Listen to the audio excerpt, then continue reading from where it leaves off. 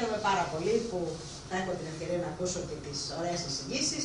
Η φίλη η Μέρη Μπίνη είναι μια δημοσιογράφος που σε κάθε εποχή και όπου εργάζεται προσπαθεί να βάλει τον τόνο πραγματικά στα γυναικεία θέματα και είναι πολύ σπουδαίο αυτό, μακάρι να υπήρχαν κι άλλοι, διότι αν δεν τα αναδείξουμε το επισημαίνω, δεν πρόκειται να τα συνειδητοποιήσουμε και να τα αντιμετωπίσουμε. Και εγώ θέλω να σας πω ότι σε όλη τη διάρκεια της κοινοβουλευτικής μου πορείας στο Ευρωπαϊκό Κοινοβούλιο, παράλληλα με τα άλλα μου καθήκοντα, πάντα σταθερά και διαχρονικά είμαι μέλος της Επιτροπής Δικαιωμάτων των Γυναικών και Ισότητας Ευκαιριών.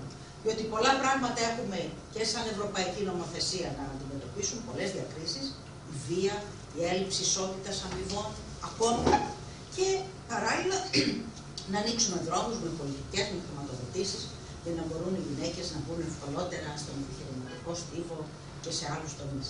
Και έτσι γι' αυτό σήμερα είμαι με ιδιαίτερη χαρά μαζί σας, ευελπιστώντας ότι η φετινή χρονιά θα προσθέσει ακόμη κάτι σε αυτή την κοινή πορεία για την αναγνώριση του ρόλου των γυναικών και την εξασφάλιση των ίσων ευκαιριών.